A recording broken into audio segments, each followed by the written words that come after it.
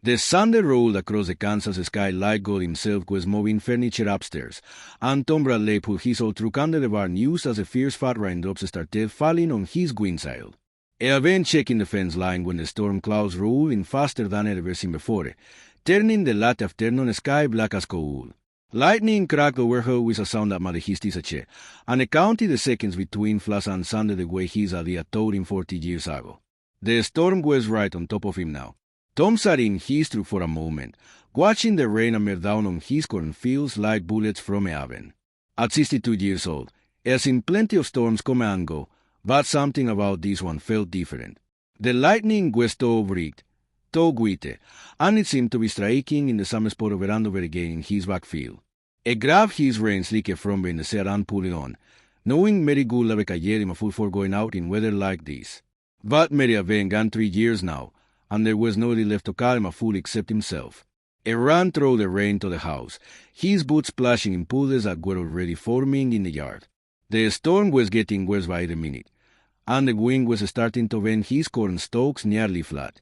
Inside the house, he poured himself a cup of coffee and stood at the kitchen window, watching Nature put on her show. That was when he saw the light.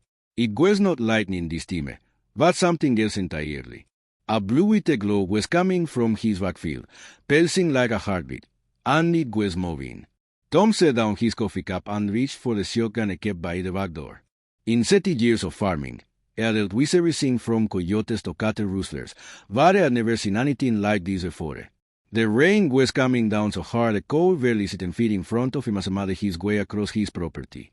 The corn was tall enough to hide a man, and the storm was loud enough to cover any sound. But Tom obeyed carefully anyway.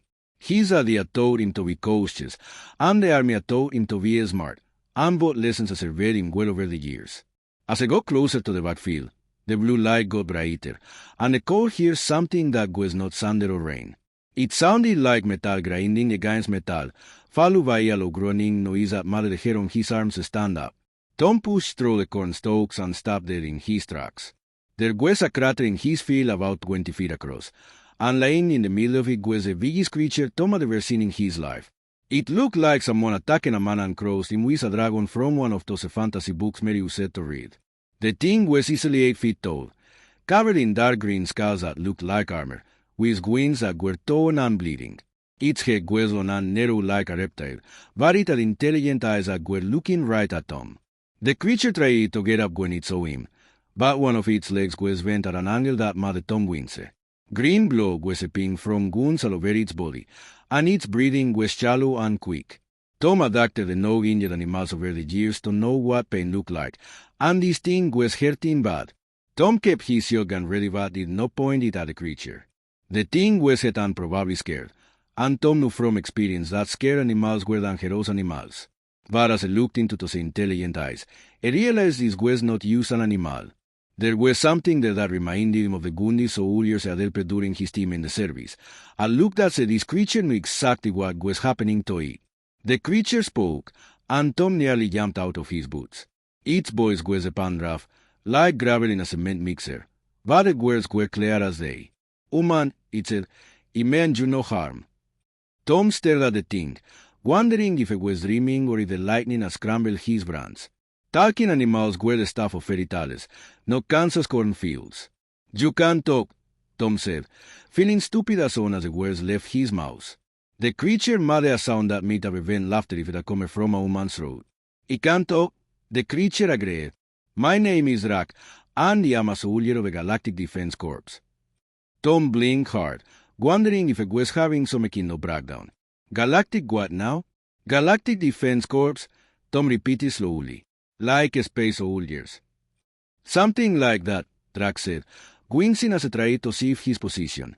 "My ship was shot down, and it crashed in your field. I apologize for the damage to your crops."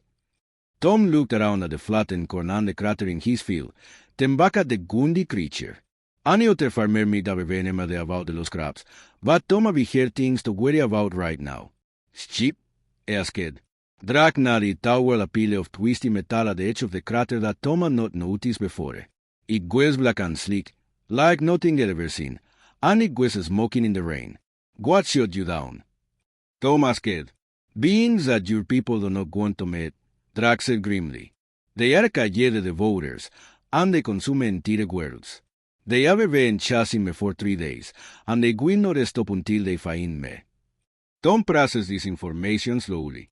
3 days ago, he had been worried about whether to plan some events in the North Field. Now there was a talking dragon soldier in his backfield telling him about space monsters that are the planets. It was a lot to take in, even for a man who was in combat and thought he was ready for anything. The rain was still coming down hard, and Drac was shivering despite his cows. Tom made a decision that would have made Mary proud. "Can you walk?" he asked. Drac tried to stand and fell back down with a grunt of pain. "Not well," he admitted. "Then we better get you to the barn before you catch pneumonia," Tom said, slinging his shotgun over his shoulder. "Can you lean on me?" Drac stared at him for a long moment. "You would help me? You do not know what I am or where it comes from." "I know you are ahead and you are in my field," Tom said simply. "That is a no for me." It took 20 minutes to get Drac to the barn, with the big creature leaning heavily on Tom and both of them getting so walk to the bone. Tom was stronger than he looked, but by the time they reached the barn door, his back was screaming and his legs were shaking. Drac was heavy as a bull and quiet as a stone. Inside the barn, Tom made a bed of eyeballs and old horse blankets while Drac collapsed gracefully onto the floor. The wounds on his body were still bleeding, and Tom could see that some of them were dead. "I need to look at these cats," Tom said, "and I have some supplies in the house that may help." "You know medicine?" Drac asked. "Veterinary medicine," Tom said. "I have been patching up livestock for 30 years. Figure it cannot be told different." Tom ran back to the house through the rain and gathered everything he could find in his medicine cabinet and veterinary kit. Antibiotics, bandages, iodine, pain medication for horses, and a bottle of whiskey that he had been saving for a special occasion. This seemed special enough. Back in the barn, he cleaned Drac's wounds as carefully as he could while the big creature gritted his teeth and tried not to make noise. The cats were the back clan, like they had been made by some kind of energy weapon rather than claws or bullets. Tom had never seen anything like them, but he knew how to clean a wound and wrap it properly. This made the sting, Tom warned before pouring iodine on the guer's coat. Drac stroked his teeth barreled still. "You are gentle for a woman," he said. "You've been treated rough by humans before." Tom asked, wrapping a bandage around Drac's arm. "I haven't never met humans before," Drac admitted. "My people know of your species, but we were told you were primitive and violent." Tom chuckled as it worked. "Well, you got the violent part right. Cannot speak to the primitive part." When the wounds were cleaned and bandaged, Tom brought a bucket of water and some food from the house. He had grabbed some leftover roast beef and vegetables from dinner, figuring that a creature this is a good need plenty of food to eat properly. Drac ate carefully at first, as if it was not sure the food was safe, then with more enthusiasm as he realized how hungry he was. "This is good," he said between bites. "What is this meat?" "Beef," Tom said. "From cattle. We raise them for food." "Your people are farmers as well as warriors?" Drac asked. "Some of us," Tom said. "I was a soldier once, but I have been a farmer most of my life. What about you? You always been a soldier." Drac nodded. "My family has served in the Defense Corps for 12 generations. We are protectors of the innocent and defenders of the weak." There was pride in his voice, but also something else. Sadness, maybe, or regret. "Heavy responsibility," Tom observed.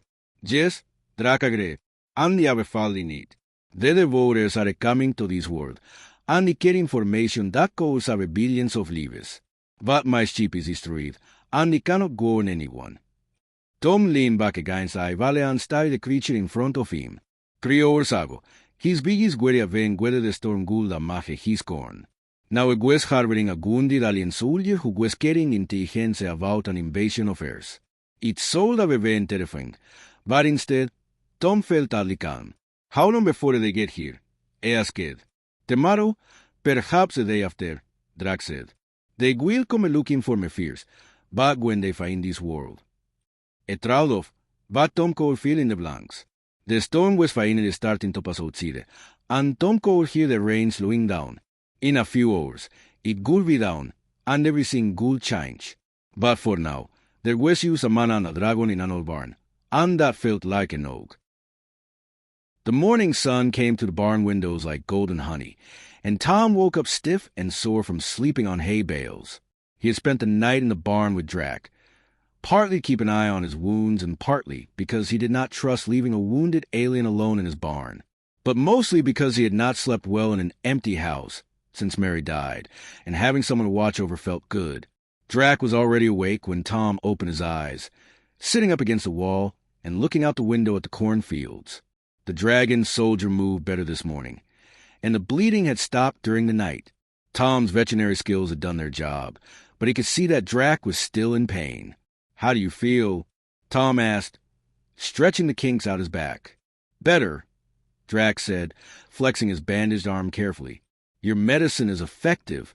On my word, injuries like these would take weeks to heal." Tom stood up and walked to the window, looking out at his damaged field. The crater was still there, along with the twisted remains of Drac's ship, but in the morning light, it looked less like a disaster and more like just another problem to solve. "What is your world like?" he asked.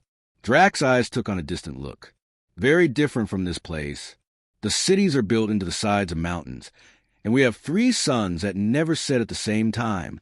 The air tastes of metal and fire, and the ground is mostly rock and crystal." He paused, watching a bird fly across the cornfield. "But there are no places like this. So much green, so much life growing from the earth." "Sounds like a hard place to live," Tom said. "We are a hard people," Drac replied. "We have to be. For 1,000 years, we have fought to protect the weak from those who would devour them. It is our purpose, our duty, our honor." Tom poured water from the bucket into a basin and washed his face, thinking about duty and honor. He had known plenty of soldiers who talked that way, and most of them were good men. But there was something in Drac's voice that sounded like a burden rather than a blessing. "You ever want to do anything else?" Tom asked. "Besides being a soldier, I mean." Drac looked surprised by the question. "What else would I do? My family has served for 12 generations. My father was a general. My grandfather was a war hero. It is what we are." "Maybe," Tom said. "But what do you want to be?" Drac was quiet for a long time, staring out at the cornfield. Finally, he said, "I have never been asked that question before." Tom went to the house and made breakfast for both of them, bringing back eggs and bacon, and toast along with coffee for himself and more water for Drac. The dragon soldier ate slowly, as if he was thinking about something while he chewed. "Tell me about farming," Drac said suddenly. "How do you make food grow from the ground?" Tom smiled, settling down with his coffee. "Well, it starts with the soil. You gotta have good dirt, the kind that holds water but lets air through. Then you plant seeds at the right time of year, when the weather is warm enough but not too hot." He gestured toward the window. "Corn likes full sun and plenty of water, but not too much. Too little and it dies, too much and it rots." Drac listened intently, as if Tom was explaining military strategy instead of agriculture. "And then it just grows?" "If you are lucky," Tom said. "You got to watch for pests and disease. Make sure the weeds do not choke it out. Some years the weather does not cooperate. Some years everything goes perfect and you get a crop that makes you proud." He sipped his coffee. "Been farming this land for 30 years, and I still learn something new every season." 30 years, Drac repeated. "I have been a soldier for 50 years, and I thought I knew everything there was to know about war." "What changed your mind?" Drac touched one of his bandages carefully. "You did. When I crashed in your field, I expected you to either run away in fear or attack me. That is what the files said humans would do. Instead, you helped me. You risked your own safety to care for a creature you had never seen before." Tom shrugged. "You were hurt. What else was I going to do?" "That is exactly what I mean," Drac said. "On my world, strength is everything. The strong protect the weak because it is duty, but you helped me because it was right. There's a difference." They spent the morning talking, and Tom found himself enjoying the conversation more than he had enjoyed anything in years. Drac asked questions about everything from how tractors worked to why humans kept pets, and his curiosity reminded Tom of a child discovering the world for the first time. "What is marriage?" Drac asked when Tom mentioned Mary for the third time. Tom pulled out his wallet and showed Drac a picture of a smiling woman with gray hair and kind eyes. Mary was my wife. We were married for 38 years before she got sick and died. Drac studied the picture carefully. She looks gentle. Do dragons not form such bonds? Dragons choose mates for life, but it is usually arranged by families for political or military reasons. Love is considered a luxury we cannot afford. Drac handed the picture back carefully. But you chose this Mary for love? Best decision I ever made, Tom said, putting the picture away. She made everything better just by being there. This farm, this life, it all meant more because I share it with her. And now she is gone, you continue alone? Tom nodded. Some days are harder than others. But the work still needs doing, and I still got reasons to get up in the morning. Drac was quiet for a while, then said, I think I understand why your people call it the human heart. It is not just an organ that pumps blood. It is the thing that makes you care about others even when it brings you pain. In the afternoon, Tom showed Drac around the farm, moving slowly so the dragon soldier could keep up with his injured leg. They walked through the cornfield, and Tom explained how he rotated crops to keep the soil healthy. They visited the vegetable garden behind the house, where tomatoes and beans grew in neat rows. They even stopped by the old chicken coop, though the chickens had all died of old age and Tom had not replaced them. This is all yours. Drac asked, looking out across the 160 acres. Mine and the banks, Tom said with a chuckle. But yes, I work all of it myself. Used to have help during harvest season, but most of the young people move to the cities now. One person maintains all of this. It is not easy, but it is possible. Modern equipment helps. Tractors can do the work of 10 men, and combines can harvest faster than a crew with hand tools. Tom picked a ripe tomato from a vine and handed it to Drac. Try this. Drac bit into the tomato carefully. Then his eyes widened. This is remarkable. The flavor is so intense. That is what happens when food grows in good soil with plenty of sunshine, Tom said. Store-bought tomatoes never taste like that. They sat on the porch as the afternoon wore on, and Drac told Tom stories about distant worlds and ancient battles. He spoke of crystal cities that floated in space, of creatures made of living energy, of wars that lasted centuries and peace that lasted even longer. In all your travels, Tom asked, what is the strangest thing you ever saw? Drac thought for a moment. There's a world called Haven where the trees sing in harmony when the wind blows through them. The songs change with the seasons, and no two trees ever sing the same melody twice. He smiled, showing teeth that were sharp but somehow gentle. I was stationed there for 6 months, and I never got tired of listening to them. Sounds beautiful, Tom said. It was. But the Devourers found it eventually. They consumed the entire ecosystem in 3 days. The singing stopped, and now it is just dead rock floating in space. Tom felt a chill that had nothing to do with the evening air. How many worlds have they destroyed? Hundreds, maybe thousands. They move from system to system like a plague, taking everything and leaving nothing behind. Drac's voice was heavy with old grief. We try to stop them, but they're like a flood. You can build walls and dams, but eventually the water finds a way through. And now they are coming here. Yes, Earth is strategically located near several major trade routes. If they take this world, they can use it as a base to attack the inner systems where billions of people live. Drac looked out at the corn swaying in the evening breeze. But that is not why I will fight protected. Why then? Drac gestured toward the farm, the house, the field stretching toward the horizon. Because this is beautiful.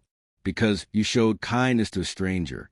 Because somewhere in this galaxy, there should be places where trees sing, and farmers grow tomatoes, and people fall in love. He turned to look at Tom. Because some things are worth protecting just because they exist. As the sun set behind the corn, painting the sky in shades of orange and pink, Tom felt something he had not felt since Mary died. He felt like he was not alone anymore. Not because Drac was there exactly, but because he remembered what it was like to have someone care about and someone who cared about him.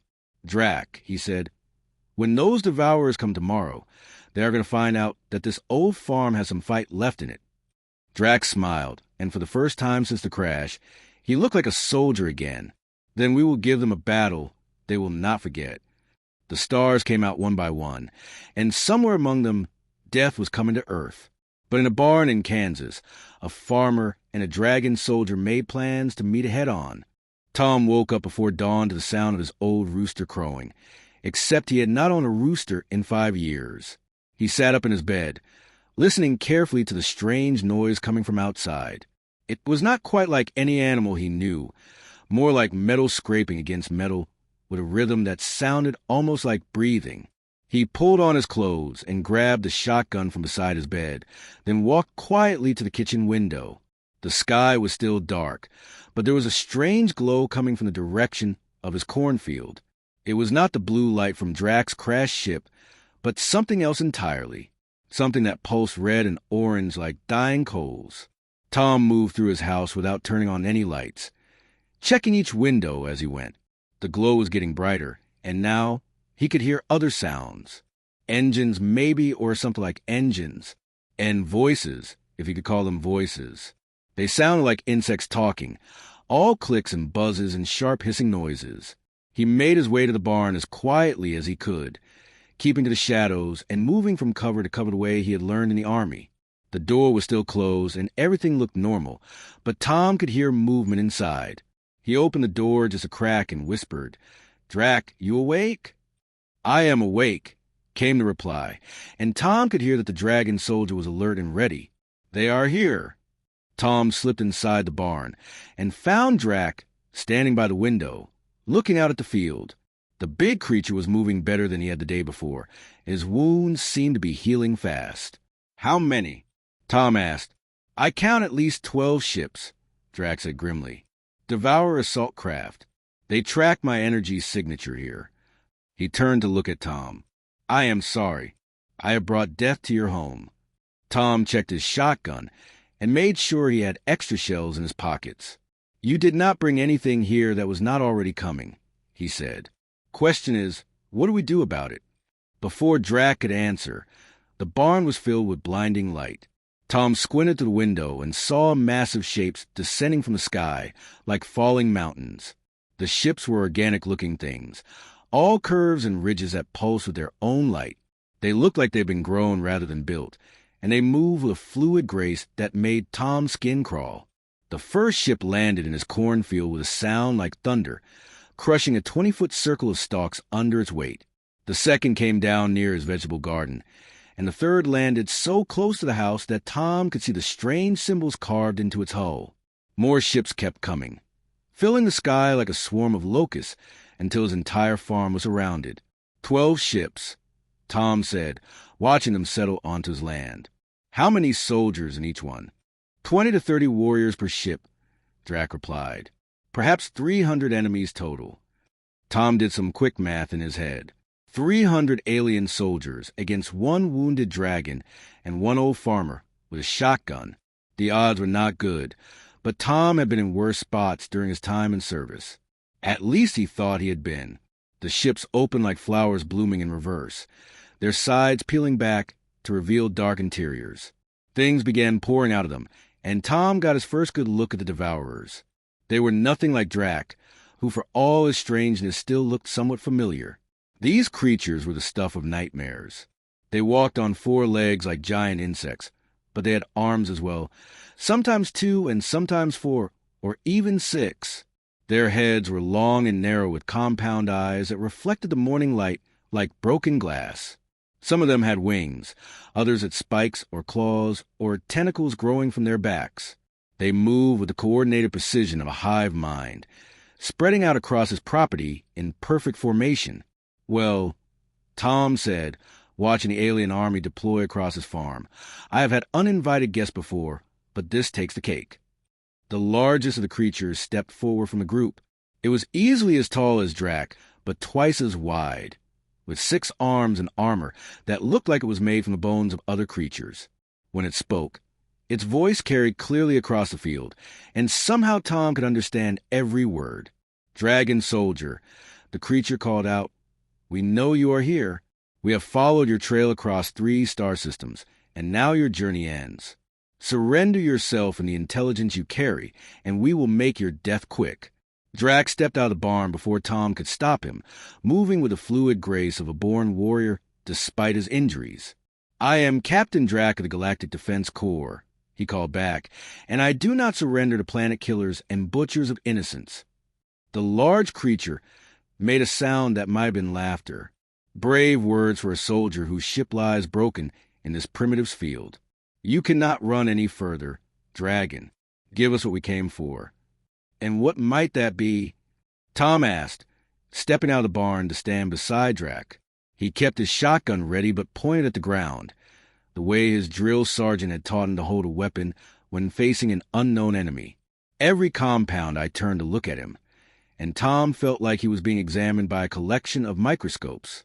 The large creature tilted its head like a praying mantis studying a fly. "The human speaks," it said, sounding amused. "Tell me, little creature, do you know what stands beside you?" "I know he is hurt and he is on my land," Tom said calmly. "I know you folks are trespassing on private property, and I know you are crushing my corn."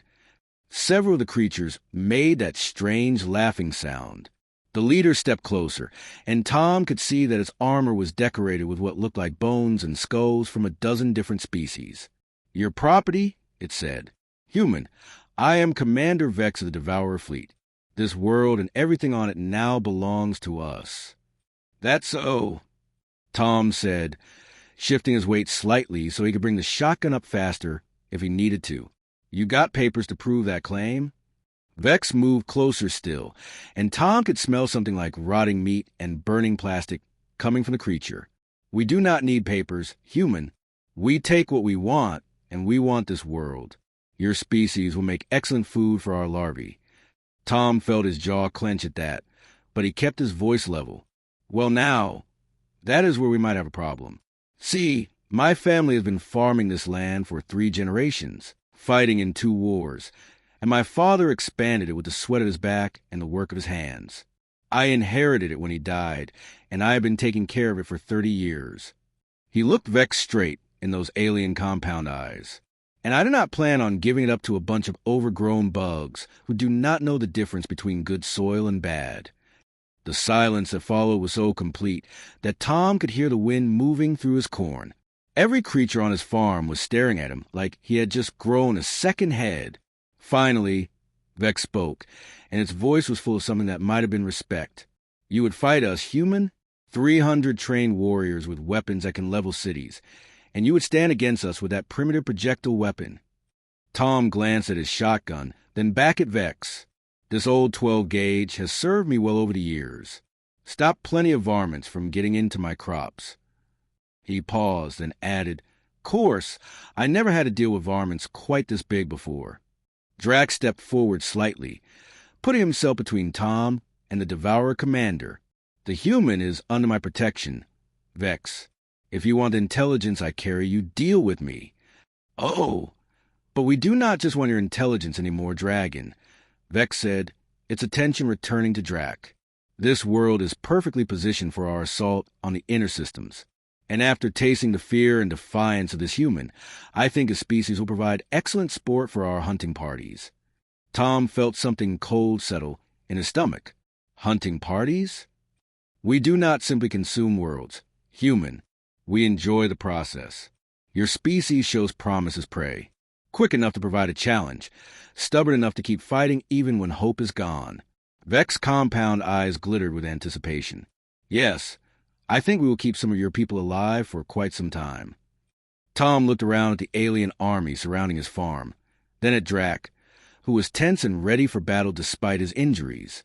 300 enemies, weapons from space, and plans to turn humanity into hunting game for alien sport. It should have been terrifying. Instead, Tom felt something else entirely. He felt angry. "Drac," he said quietly, not taking his eyes off Vex, "how long can you fight?" "As long as I need to," Drac replied. "Good," Tom said, raising his shotgun until it was pointing directly at Vex's center mass.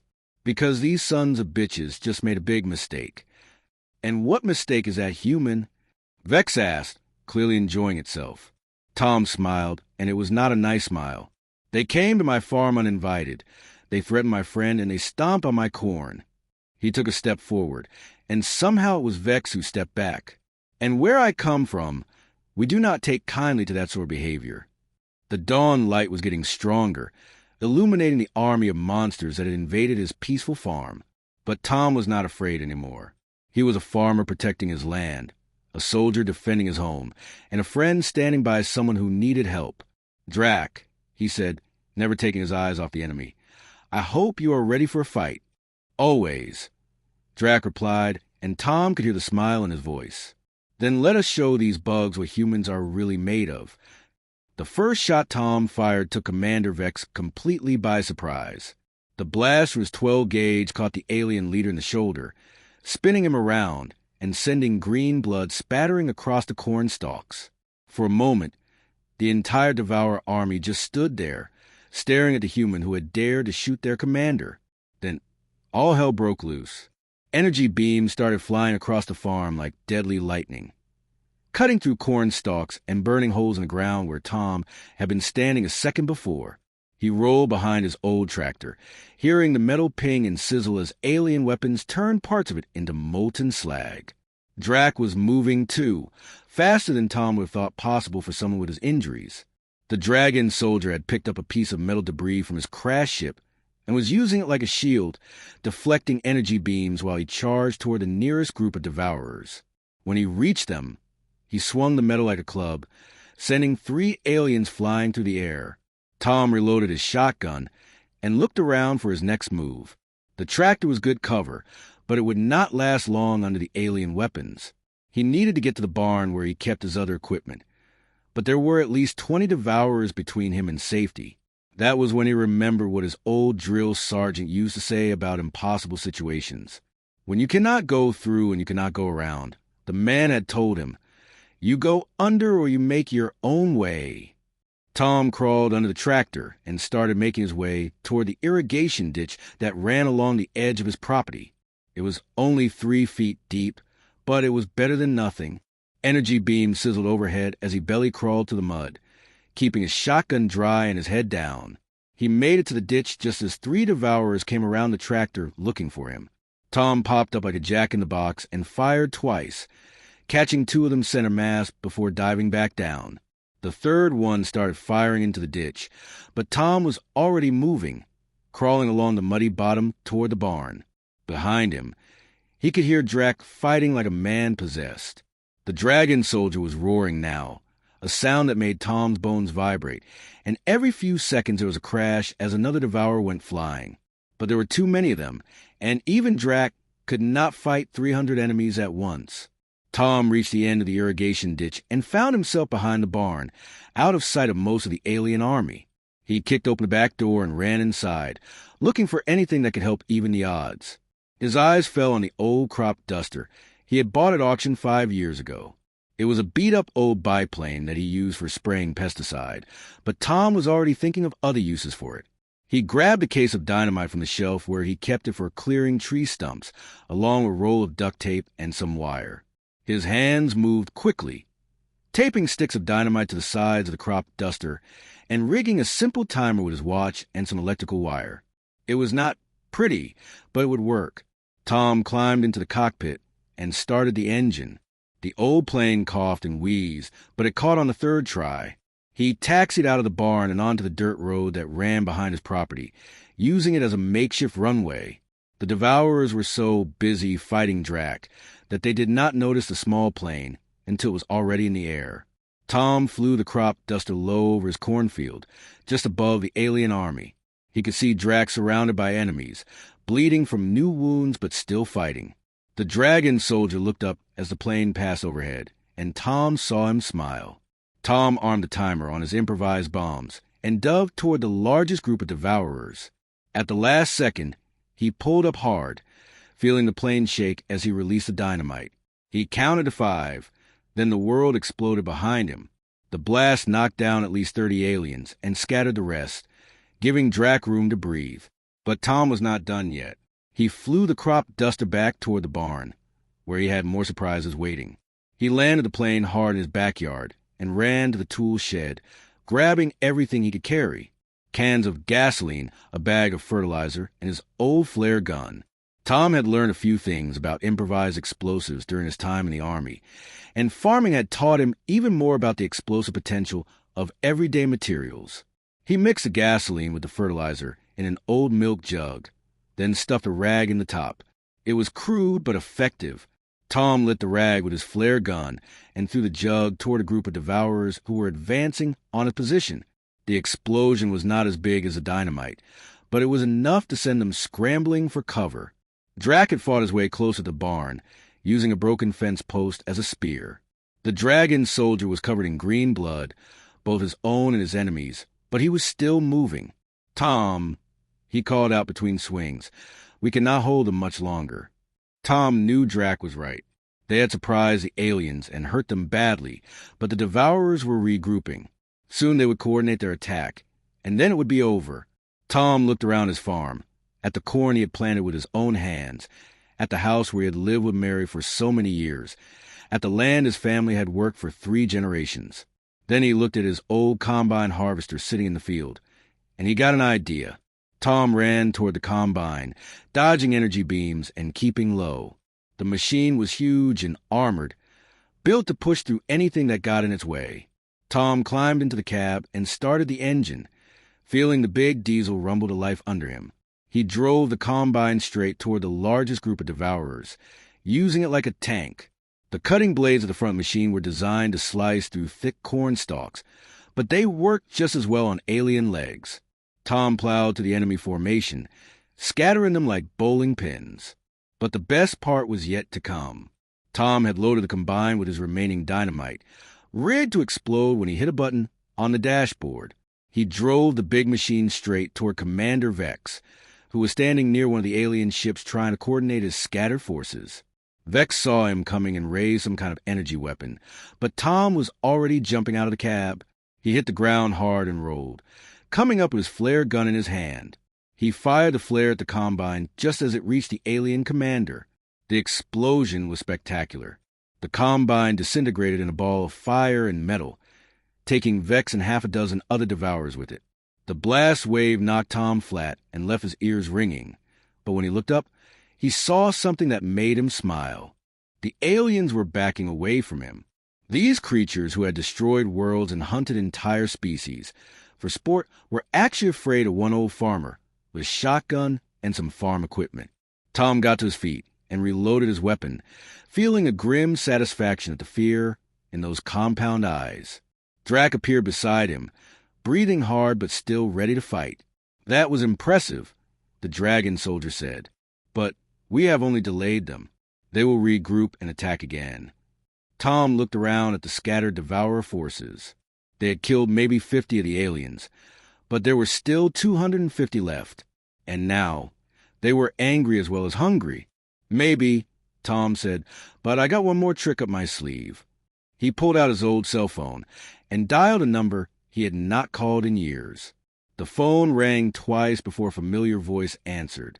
Jake Miller speaking. "Jake, this is Tom Bradley. I need a favor." "Tom? Hell, I have not heard from you since Mary's funeral. What can I do for you?" Tom looked out at the alien army that was starting to regroup around their damaged ships. "Remember that hunting trip we took last year, when you brought all your buddies from the National Guard?" "Sure, what about it?" "Well," Tom said, "I got some varmints on my property that need taking care of. Big ones. And I could use some help from folks who know how to shoot straight." There was a pause. Then Jake's voice came back suspicious. "Tom, what kind of varmints are we talking about here?" Tom watched as more devourers poured out their ships, their weapons charging up for another assault. "The kind that do not belong on this planet," he said. "How fast can you get here?" "Give me 20 minutes, Jake said. "And Tom, this better not be some kind of joke." "No joke, Jake. Bring everyone you can find, and bring all the ammunition you got." Tom closed the phone and looked at Drac. "Help is coming." Drac stared at him. "You call for reinforcements? How many warriors can your people field?" Tom smiled as he heard the distant sound of helicopters coming from the south.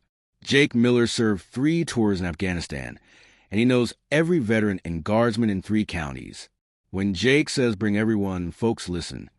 The sound of helicopters was getting louder, and Tom could see lights in the distance. Besides, he added, you made one mistake when you told me about these devourers. What mistake? Tom checked his shotgun one more time and looked out at the alien army that was preparing to attack. You said they like to hunt humans for sport. What you did not mention is that humans have been hunting things a lot longer than things have been hunting us. He smiled grimly. And we are very good at it. The helicopters appeared over the tree line, and Tom could see more vehicles coming down the road. Jake had not disappointed him. It looked like half the National Guard was coming to his farm. Now, Tom said to Drac, let's show these bugs what happens when you threaten Earth. The first helicopter to arrive was an old Huey that Jake had somehow talked the guard into letting him borrow. It came in low and fast, machine guns blazing as it strafed the Devourer formations. Behind it came 2 more choppers and a convoy of trucks filled with men who had answered Jake's call to arms. Tom watched from behind the wreckage of his combine as 30 veterans and National Guard soldiers poured out of the vehicles, taking cover and returning fire with everything from hunting rifles to military assault weapons. These were men who had fought in Iraq and Afghanistan, farmers who had learned to shoot protecting their livestock from coyotes, and weekend warriors who had trained for exactly this kind of fight, even if they never expected it to happen in Kansas. Jake Miller himself came running across the field in full combat gear, carrying an M16, and wearing the same grim expression Tom remembered from their Army days. Tom, he shouted over the sound of gunfire, what the hell are these things? Aliens, Tom said simply. They want to eat our planet and turn us into hunting game. Jake looked out at the Devourers, who were scrambling to respond to this unexpected attack from multiple directions. Well, he said, that ain't happening on my watch. He raised his rifle and put 3 rounds into the nearest alien. Boys, he called to his men, spread out and give these bugs some American hospitality. The battle that followed was unlike anything the galaxy had ever seen. The Devourers were used to fighting civilized species who followed the rules of war, who used standard tactics and predictable strategies. They were not prepared for humans who fought like Tom Bradley, with improvised weapons and desperate creativity. Sergeant First Class Billy Hayes rigged explosives to his pickup truck and drove it straight into a group of Devourers, jumping out at the last second before the blast scattered aliens across 3 acres. Corporal Steve Martinez used his deer hunting experience to pick off alien commanders from long range, disrupting their coordination. A farmer named Pete Johnson drove his tractor through enemy lines while his son threw Molotov cocktails from the back. But it was Tom who turned the tide of the battle. While the other humans kept the Devourers busy, he worked his way toward the alien command ship with Drac at his side. The dragon soldier was wounded and exhausted, but he stayed close to Tom, protecting him from enemy fire. The ship has a communication array, Drac explained as they moved from cover to cover. If I can reach it, I can send a distress signal to the Defense Corps. How long will it take them to get here? Tom asked, reloading his shotgun. Hours at best, maybe days. Tom looked around at his friends and neighbors, who were fighting with everything they had against impossible odds. They were brave men, but they were not soldiers. They could not hold out for days against an alien army. Then we need to end this fight ourselves, Tom said. They reached the command ship just as Commander Vex emerged from the wreckage of another vehicle, his armor cracked and green blood seeping from multiple wounds. The alien leader had lost 2 of his 6 arms, but he was still dangerous. When he saw Tom and Drac approaching, he raised an energy weapon that looked like it could punch through tank armor. Persistent insects, Vex hissed. I will enjoy feeding your bones to my offspring. Tom stepped forward, his shotgun ready. You know what your problem is, Vex? You think being strong makes you tough. But there is a difference between strong and tough, and you never learned it. Vex fired his weapon, but Tom was already moving. The energy beam seared past his head as he dove to the side, rolled, and came up firing. His first shot caught Vex in the chest, cracking the alien's bone armor. His second shot shattered one of Vex's remaining arms. But Vex was far from finished. The alien commander charged forward with surprising speed, using his remaining arms to swipe at Tom with claws that could cut through steel. Tom barely managed to dodge, feeling the wind from the alien's claws as they passed inches from his face. Drac tried to help, but he was intercepted by 3 other devourers who had rallied to protect their commander. The dragon soldier fought valiantly, but his injuries were slowing him down. Tom was on his own. Tom backed toward his house, firing his shotgun as fast as he could reload. Each shot found its mark, but Vex kept coming, driven by rage and the certainty that killing this human would break the spirit of the defenders. They reached the front porch of Tom's house, where a picture of Mary still sat in the window. Tom saw it out of the corner of his eye and felt something settle in his chest. This was his home. This was where he had lived and loved, and built a life worth defending. Vex lunged forward for the killing blow, and Tom stepped aside at the last second. The alien commander crashed through the front door and into the living room, where Tom had one final surprise waiting. 3 years ago, when Mary was dying, Tom had bought a propane heater to keep her warm during her last winter. He had never gotten rid of it, and now it sat in the corner of the living room, connected to a full tank of gas. Tom had left the valve open when he ran through the house earlier. Tom stepped back onto the porch and pulled out his flare gun. You want to know what makes humans tough, Vex? We do not just fight for ourselves. We fight for the people we love, the places we call home, and the things we believe in. He aimed the flare gun at the propane heater, and we never, ever give up. He fired the flare just as Vex realized what was about to happen. The explosion took out the entire front of Tom's house and sent the alien commander flying across the yard in pieces. Tom picked himself up from where the blast had thrown him, his ears ringing and his clothes singed. His house was gone, along with 30 years of memories, but somehow he felt at peace with it. Mary would have understood. Some things were worth any sacrifice. Drac appeared at his side, bleeding but alive. The command ship, the dragon soldier said urgently. While they're disorganized, they ran toward the alien vessel together, passing scattered groups of devourers who were retreating toward their ships. The sight of their commander's death had broken their will to fight, and the relentless assault by the human defenders had convinced them that this world was more trouble.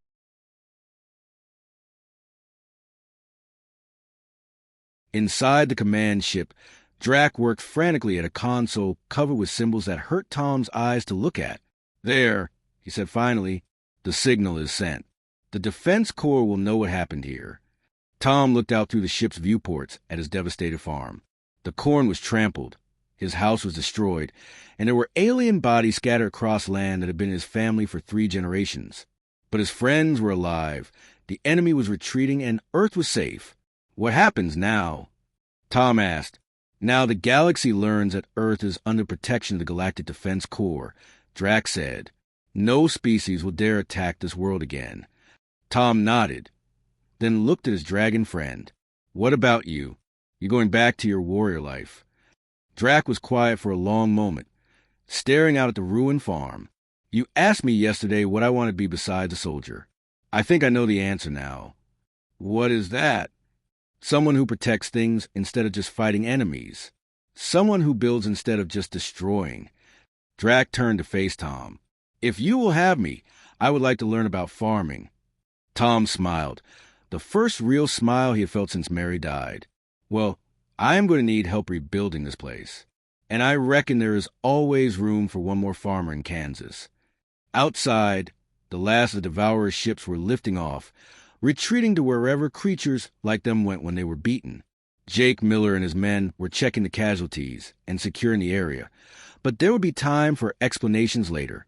For now, Tom stood with his new friend and looked out at the land that cost so much to defend. The soil was still good, the sun was still shining, and there was always next season. It would take time to rebuild, but Tom had learned something important in the last 2 days. He was not alone anymore. He had Drac, who understood the value of simple things like kindness and home. He had Jake and the others, who had dropped everything to help a friend in need. And he had the knowledge that somewhere among the stars, there were others who would stand with Earth when the darkness came calling. Tom pulled out his phone and called the farm supply store in town. This is Tom Bradley, he said when they answered. I am going to need to place a pretty big order. Seems I got some planning to do. The clerk on the other end of the line sounded confused. Mr. Bradley, did not you just have some kind of incident out at your place? We heard there were explosions. Tom looked around at the crater-marked field where he had made a stand against an alien army. Nothing I cannot handle, he said. Just had some pest problems. But they are gone now, and I got work to do. He closed the phone and turned to Drac. Come on, partner. Let me show you how to plant corn. Together, the farmer and the dragon walked toward the barn, ready to rebuild what had been lost and plant seeds for a future that would be better than anything that had come before. Behind them, the sun set over Kansas, and somewhere in the distance, the stars began to shine.